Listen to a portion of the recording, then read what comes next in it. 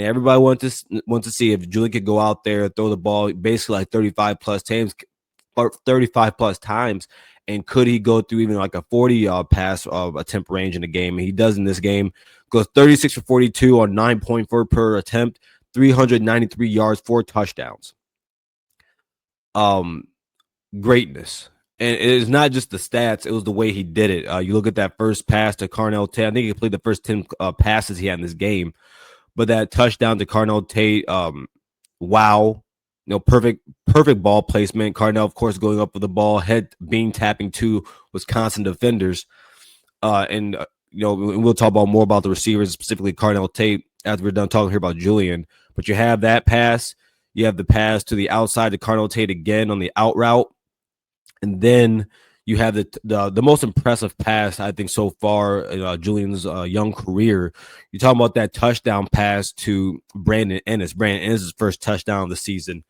And just wow, the NFL level throws that he was making in this game were very much on display. Any answers any questions you need answers to when it comes to Julian, I think he's answered it so far. I think the only thing now is, can he go beat the team up north? Can he go win a Big Ten championship? And can he go win a national championship?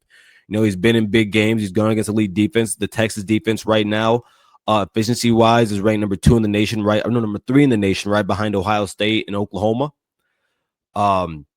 He went against them. You went on the road to Champaign, and Illinois should be a top 25 team. That we basically knocked them out. I don't think they should have fall from 17 to unranked, but he does that. Goes to Champaign, has a good game there, a really good game there. And again, when you watch Julian Sayin, he does a great job of not putting the team in danger.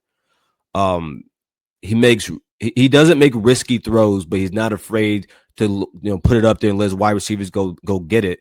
And test his limits as a passer, which he doesn't have many of. I mean, yeah, everyone talks about his arm strength, but I mean, that pass to Carnell Tate was on a beam, 40-plus yards on a beam to the end zone, and the same thing on the run to the right when he passed the ball to Brandon Ennis to the the path for the touchdown at the end in the fourth quarter, at the end of the game.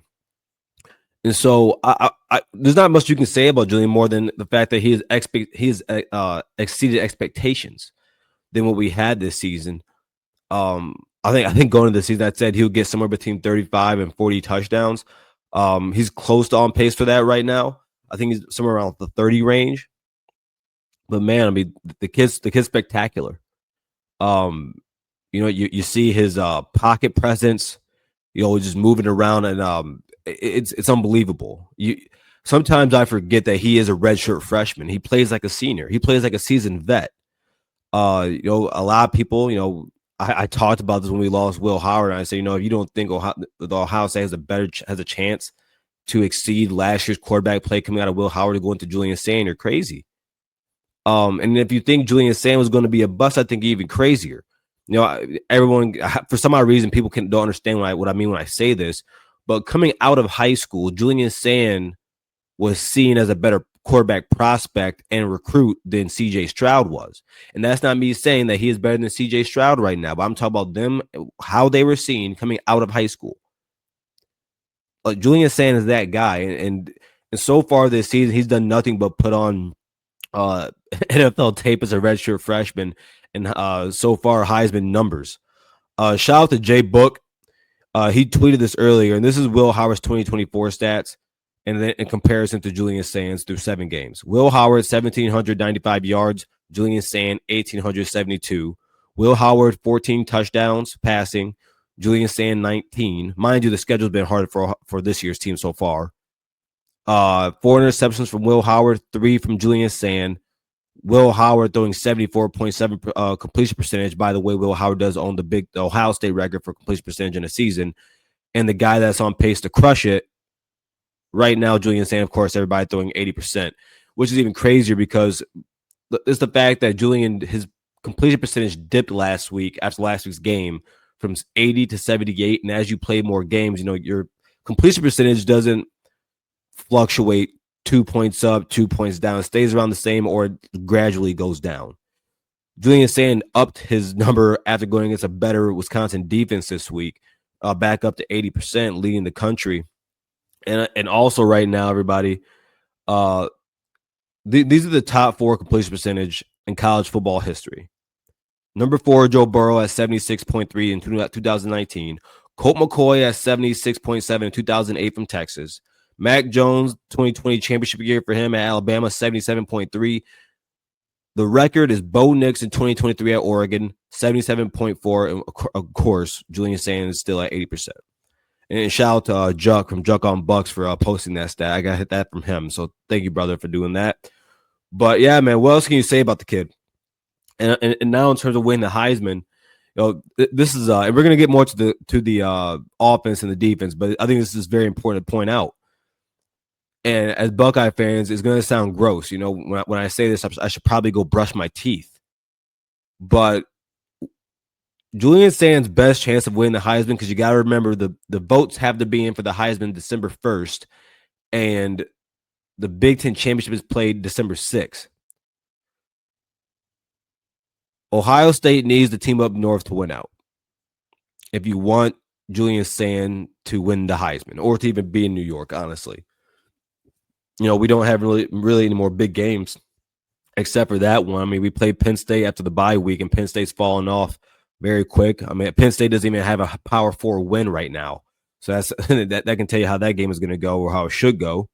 But, the Wolverines right now sitting with 2 losses, 1 in conference. You play them with the chance, for them, that's going to be the game that they need to win to go into the playoff. Possibly still go to the Big Ten championship for them based on whatever happens at the Big Ten. And for Ohio State, what we're looking for at that moment in time is to finish off a 12-0 regular season, leading into a Big Ten championship on the verge of trying to win a back-to-back national championship. And you have Julian Sand there going into Ann Arbor. That right there is a script. That's a script that you want to see happen, and I think that happens. I think Julian Sand, these Buckeyes will pull it off over there to win the game. But yeah, man, Julian Sand, what else can you say about the kid? He's doing great. He's doing great, and you can tell how much Ryan Day loves him, how much he loves being the coach of him. And again, Ryan Day chooses the right quarterback to lead this Ohio State team for another year. Also, the running backs, Bo Jackson, 10 carries to 26 yards, had 5 receptions for 57 yards, so overall good game. C.J. Donaldson, 2 carries for 12 yards, 3 receptions for 26 gains, so okay game from him. Isaiah West, 9 carries for 55 yards. Talk of the town after that game that he posted. Freshman Isaiah West, and we're going to talk a little bit more about him here. And then James Peoples, no carries, but had 1 reception for 5 yards late in the game. Isaiah West, man, and by the way, overall 98 yards on 28 attempts, sack adjusted for 2 yards, so 100 total rushing yards outside the sack. But clearly it's a running back by committee. And that's, I think, is what it's going